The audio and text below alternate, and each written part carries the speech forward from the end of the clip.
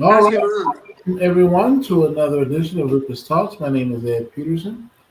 Today's day, ladies Okay, and I'm on. gentlemen, already it's September the 9th. I'm on. We continue to grow our growth series for Lupus Talks, and we have on board Miss Calvinia Williams, the founder and of course author Loving God While Living with Lupus, as well as Christina has Lupus, children's book that she put together. And we're going to continue our sharing information that's going to be more informative for those who are suffering from the autoimmune disease and how we can have a quality lifestyle and making sure that we have the right information when it comes to being diagnosed with lupus. And then also how to get support if you have something you want to share, you can always go to the website at lupusofnevada.org and you can basically continue that. We have our AI chatbot on there that will respond to you on a regular basis. And so this is just a way that we can communicate completely and clearly and that we answer everybody's inquiries that either fill out the form on the website or just basically go through the chat and talk with our chatbot. So, without further ado, I'm going to bring on our host for today, Ms. Dr. Kathleen Williams. Take it away. Hi, everyone. I hope all are doing well. Thank you, Ed, for that and for being with us for 14 years. I know I say it all the time.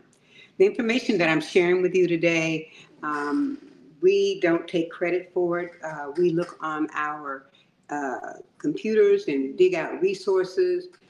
This one comes from Valenza, and it's talking about lupus and fibromyalgia. I thought that was an important topic because a lot of us suffer with fibromyalgia, and we take the lupus more so than the fibromyalgia, and in essence, it could be the fibromyalgia.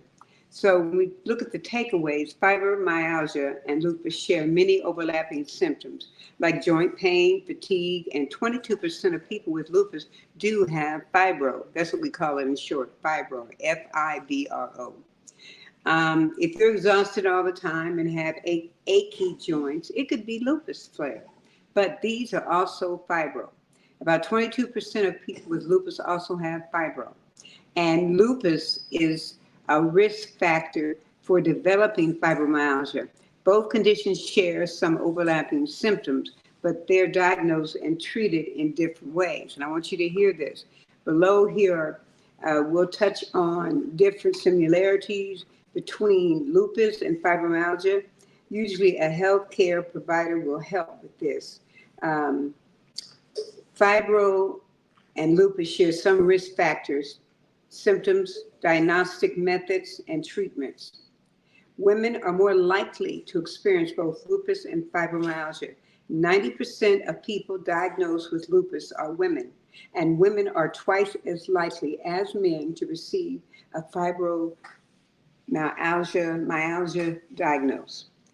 Both conditions also have a genetic component. If you're related to someone who has lupus, you have about a 5% to 13% chance of developing lupus. If your parents or siblings have fibroid, your risk for developing is 8 times higher than someone with no family history. And as you know, we go to the doctors always ask, what about your family? What about your mother? What about your father? What about your cousins? And to ask us, well, they had it, so you have it.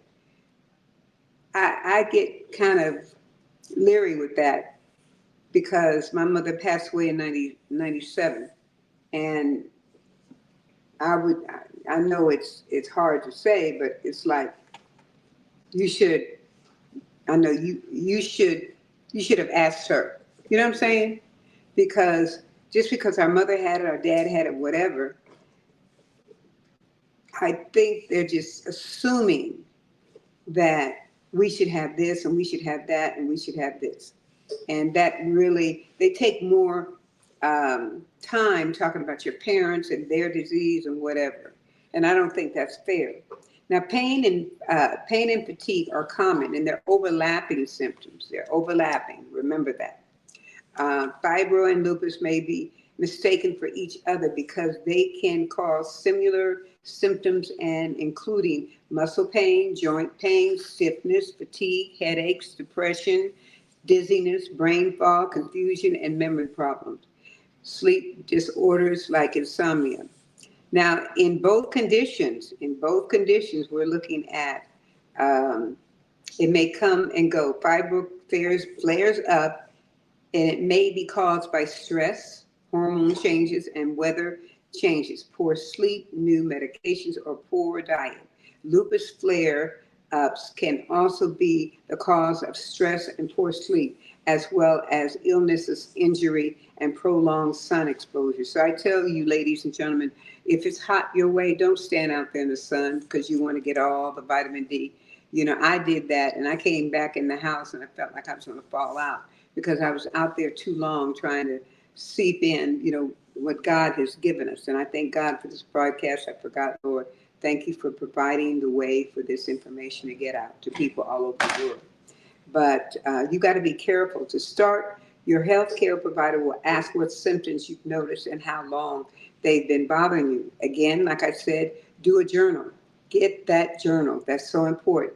To be diagnosed with fibro, you must experience widespread pain for at least 3 months. Well, I've experienced mine. I've had lupus for 26 years, going on 27. So I was diagnosed way back then.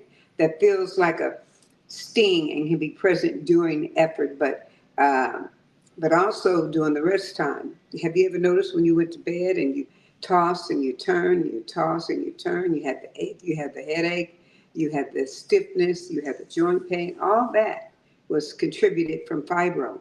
But it's hard because lupus pops in also with that. So it's like you're trying to grab, oh, here's fibro, here's lupus, here's fibro, here's lupus. It makes you dizzy trying to think about who, what, when. So your doctor may also uh, check your muscles or joints. If you're in the middle of a fibroid flare, slight pressure in other spots will be tender. And I say that because he's always, pushing on my leg, my this, my that. And he's supposed to. And I'm supposed to holler too. But that's what we do then. It said pain relief symptoms may help you with both. And it says your doctor can help you manage pain no matter what the cause. They may suggest you over-the-counter prescription medications like anti-inflammatory drugs, NSAIDs, and refer you to physical therapists to learn gentle stretches and exercise and recommend uh, uh, you stick to a healthy diet, exercise regularly. Is this a lifelong condition? Somebody asked. There is no cure for fibroid. There is no cure for it. They're both considered chronic conditions. They need to be managed for life.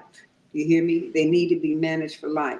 Sometimes they go away and you might not see them for a long time. Symptoms may flow in and flow out. So you may go through periods that relatively little pain or periods where you need extra support. Now, let me tell you an example. I went in to see my doctor, my pulmonologist. And by the time I got that walker in there, and by the time I picked up that little oxygen tank, my arms went out for 2 days. I couldn't lift anything. I was tossing and turning in the bed. I can't lay on my side because it feels like somebody's cutting my arm off. That's just how bad it is. And she looked at me and I told her everything. She said, you know what?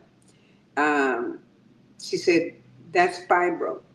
And what you need to do, she said, I'm going to write the oxygen people and tell them you don't need the little one. You need the baby one that you can put in your purse. Because why give you something that's going to hurt you more?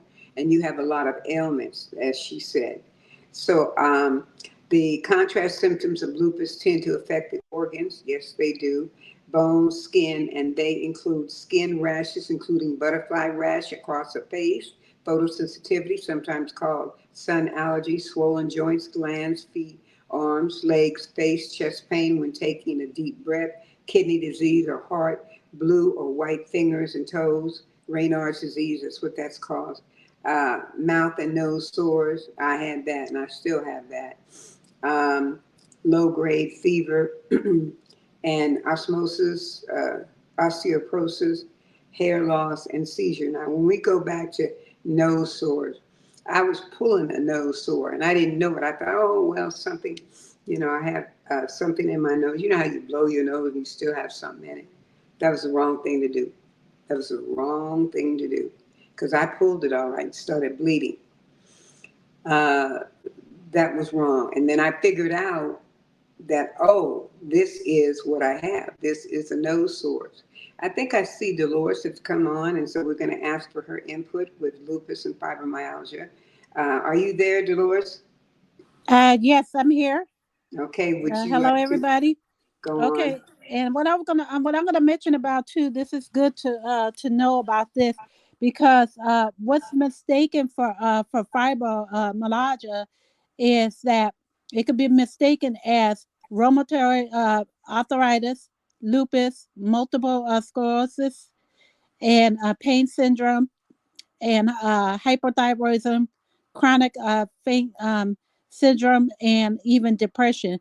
So it's always good to really go to a good specialist that specializes this stuff because people there's not some people are more knowledgeable in one field than another field is, and so it's always good to get that checked out if you're feeling any symptoms, like we mentioned about, it's multiple pain all through the body Hmm. and all kind, so for anything like that, it's always good to get a good test of the blood because through the blood it can tell you your Hematologist. inflammation, the Hmm. rheumatologists and stuff, and find out, and And it's they'll a let you tag know team.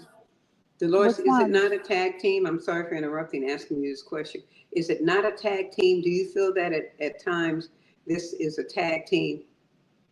Lupus and fibro, and you calm down lupus, you got your medication, your supplements, then all of a sudden here comes fibro, and you're trying to calm that down, and that just is not doing it.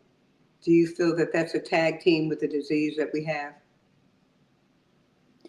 Yes, with lupus, yes. Uh-huh. Yeah, when you're diagnosed with lupus, yeah, that it can become a tag team. Uh-huh. Mm-hmm. Yes, it Mm-hmm. can. It can become a tag team because you're already diagnosed with the lupus. But if Mm-hmm. you was not diagnosed like with the lupus, they can mistaken it, as Mm-hmm. many things like as I had mentioned, it can be mistaken at anything, even hypothyroidism. Mm-hmm. Mm-hmm. So yeah, it definitely can.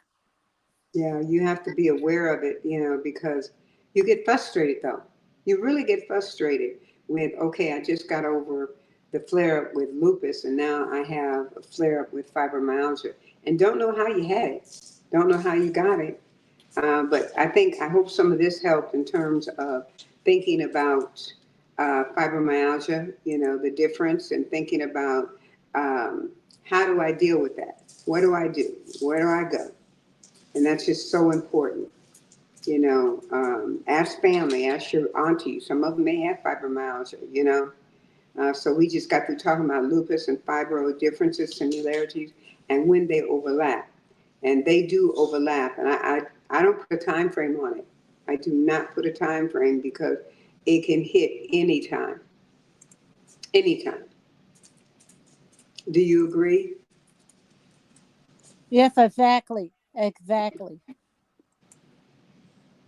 Yeah, because they said before you came on, 22% of people with lupus also have fibromyalgia, and lupus is considered a risk factor for developing fibromyalgia.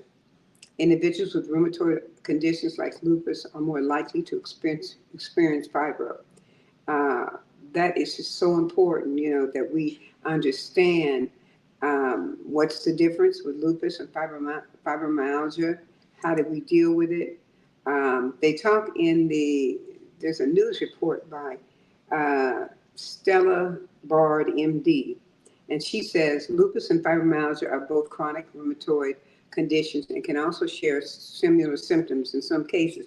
It is possible for people to have both conditions at the same time. Now, I was going to ask you, is it possible? I think I did, and they said, yes, it is possible. So, can you, Dolores, imagine excruciating pain? dealing with both of them? Yes, yes, I definitely can imagine both of them. Having both, you have lupus and then you have fibromyalgia. And so I can totally relate to that, how a person will feel with both conditions. Mm-hmm, mm-hmm. It's not easy. No, it's not. It occurs between 15 and 45 years old, and the fibro. And I got mine when I was 40. I probably had it at 39 when I was diagnosed in California. But you look at it and you say, all these people say, oh, between childbearing age and between this and that and that. But I'll be 70 next year, and I thank God for giving me the extra years, because He didn't have to do that. And looking at 20, coming up on 27 years with lupus with no organ failure. So I get very cautious with that, not bragging, but very cautious. What I eat, what I do. Stay away from that phone, ladies and gentlemen. Stay away from trash talk. I don't even indulge in it. When it happens, when it's dirty trash talk about someone, I don't want to hear it. I tell them, well, you need to pray for yourself. Because if you see them doing something wrong, you need to help them get over it. But, the flesh does what it wants to do, so I do what I want to do and hang up the phone. so, so do I get a call back to Lois? No, I don't get a call back because they're mad at me, and that's just the way of life.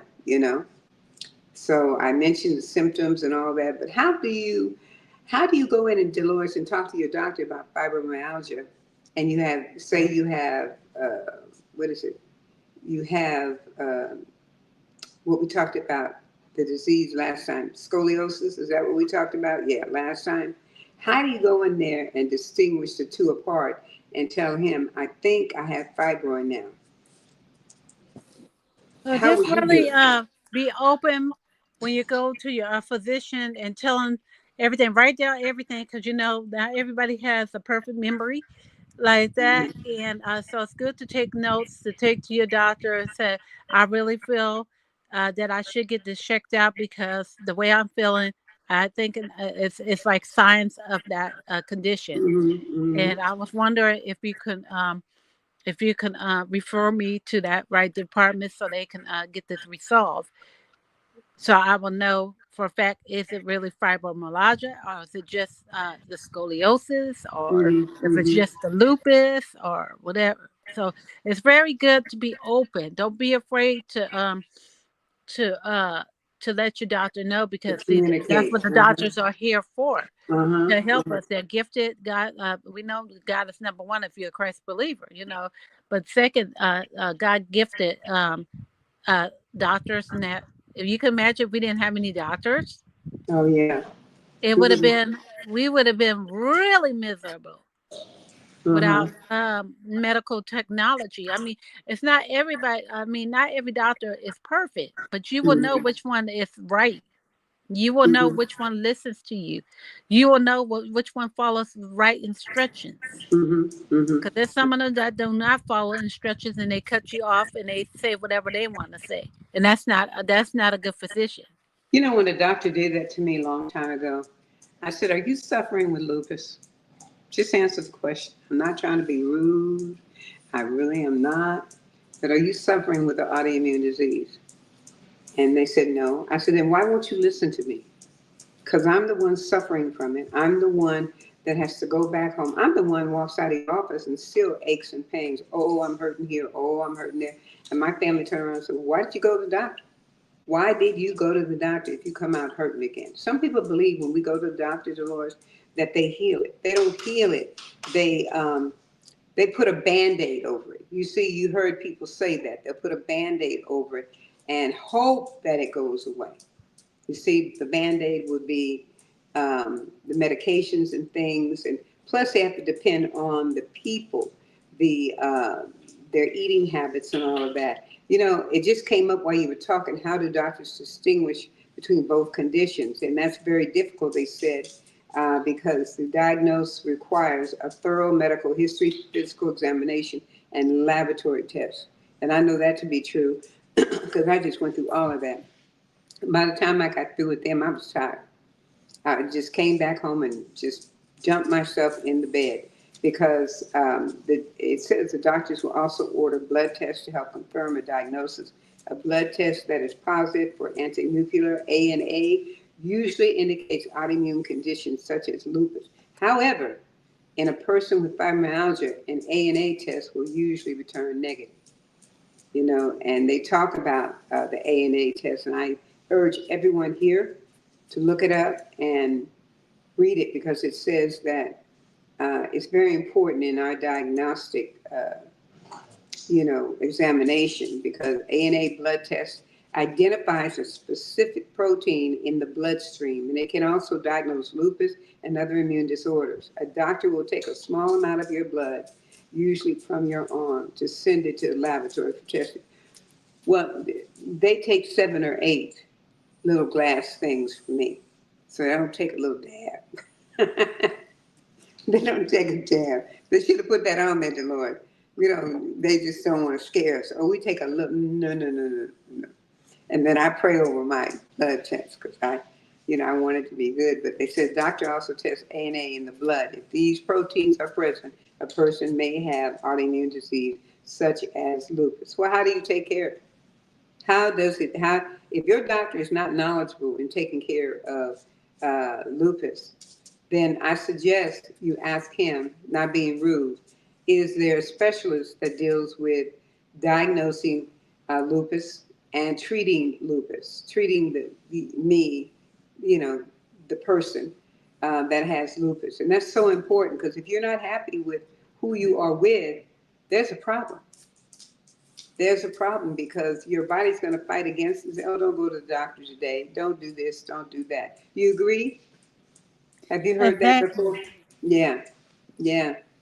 And see, I have Sjogren's disease too, and that is in which the immune system attacks the salivary and tear glands, leading to dryness of mouth and eyes. And I have that at times, So, and they talk about septic cirrhosis, and they call that sclerodoma. Is that what you were dealing with last week? Sclerodoma, which causes thickening of the skin along other potential issues. Raynaud phenomenon is which an autoimmune process affects the blood and causes in extremities, such as fingers to change color in cold temperature. That brings to mind, Dolores says, your hand ever just stop moving? You go to try to pick up something, you can't pick it up. Has it ever done that? Mine's time it used to get stiffened up, and then when I tried to pick up something, it just made it worse. The pain. Mm-hmm. So that was like time to time that happened to me. Mm-hmm. Have you ever sat at a table and dropped all your utensils on the floor? I had a dinner. That happened to me and one of my lupus people. The mom said, oh, no, that's okay. I know what we're dealing with here. But it was so embarrassing. It makes you like you don't even want to go out. So when I do go out with my son, and then I push the utensils way up before me, So it's not somewhere where, like, they put it almost to the edge so you can drop it, And I try to make sure, please, Lord, let me pick up the spoon. Let me pick up the knife. Let me pick up the fork. Just give me that, please, But the muscle and pain joints, I'd be sitting there with neck pain, thighs, shoulders, and upper arms. And the fatigue often causes extreme tiredness and loss of energy. And many times I did have loss of energy. I didn't want to do nothing. I didn't want to get up out of the bed, but I knew if I didn't, I would be laying there in the bed, and that's not what I'm supposed to do. I'm supposed to get up and walk even when I don't want to walk. Do you have any attitude to that? Yeah, it's always good not to stay in bed all day because it'll make your condition even worse. You just get up and you walk and you move around because the more you move around, the more better. But if you're just gonna sit there all day in bed, it's just gonna make you more stiff. Mm-hmm. Mm-hmm. That's right. And you think about, wow, what happened? You think about what happened? What happened? What happened? Well, what happened is you didn't move. Move, move, move, move. If you don't do anything but sit in a chair, raise your legs up, one leg 20 times, the other leg 20 times, take your leg and stretch it out. Stretch it out and try to do that. Not try, do that. Because your legs will get so stiff when you do get up, you end up falling because you haven't exercised.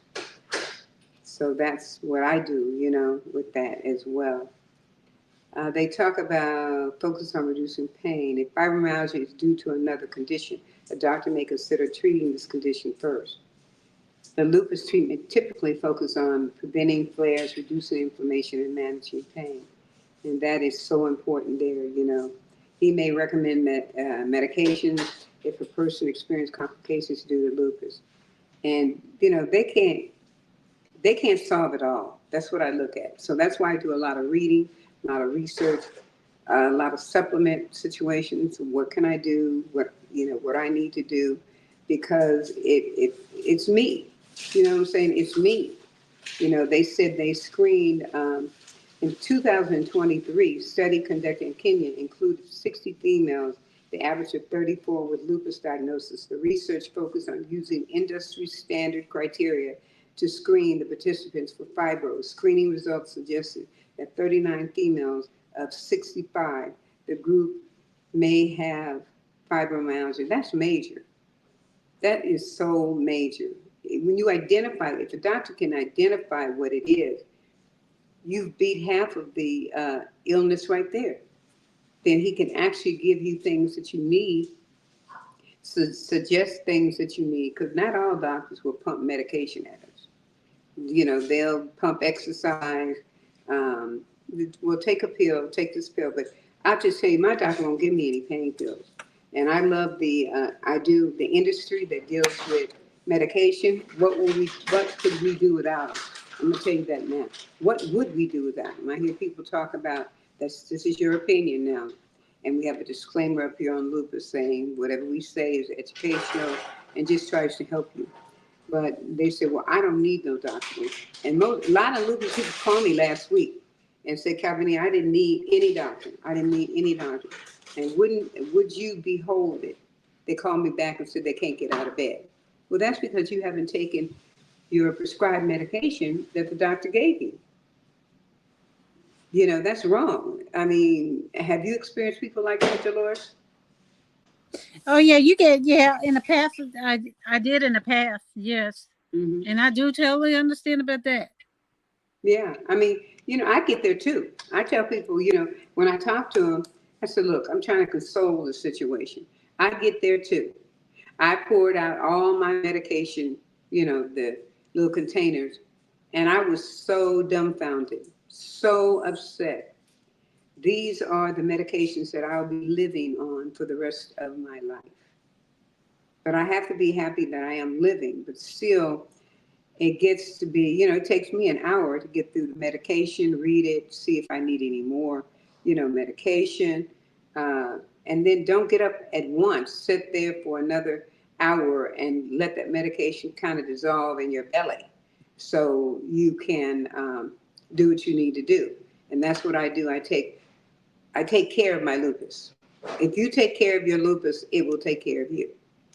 Just like a car. If you take care of your car, it'll take care of you.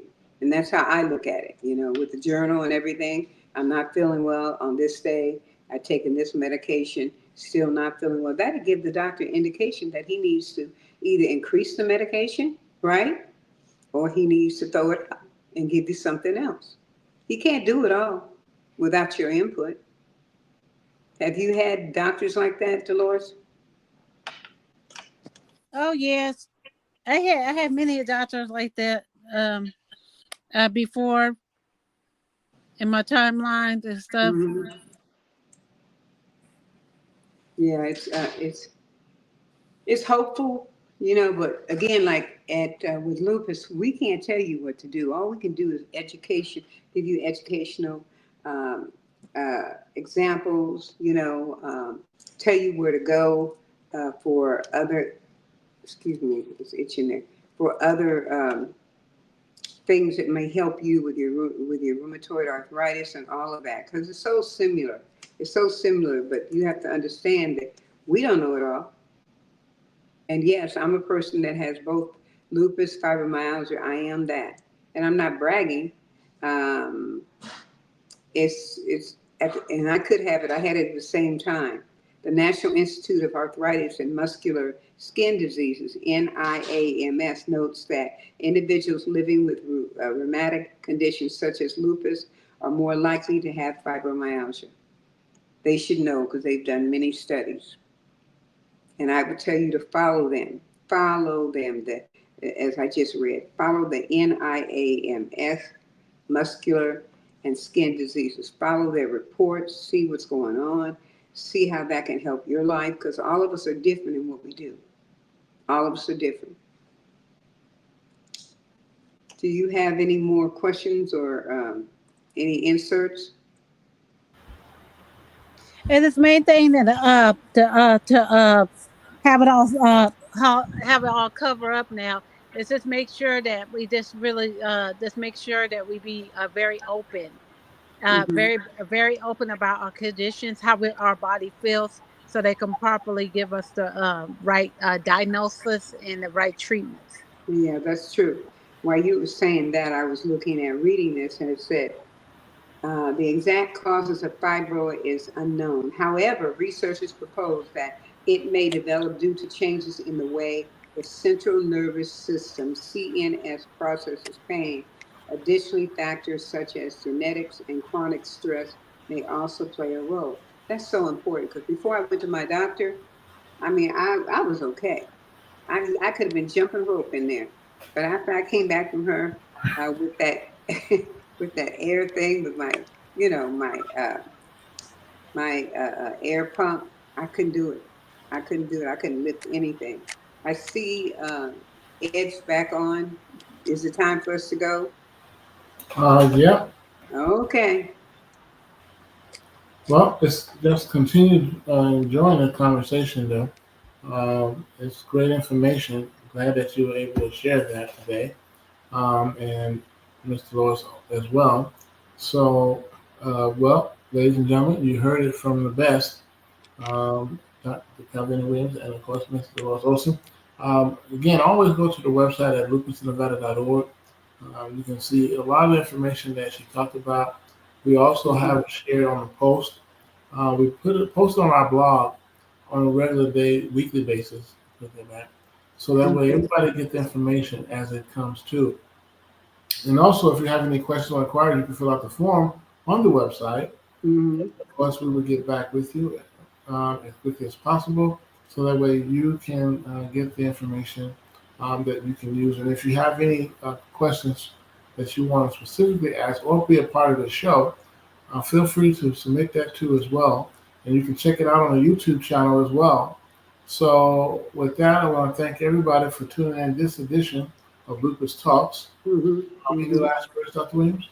Well, I just want to say again, thanking God and knowing that every day is a day where you can recover. You can do something, you know.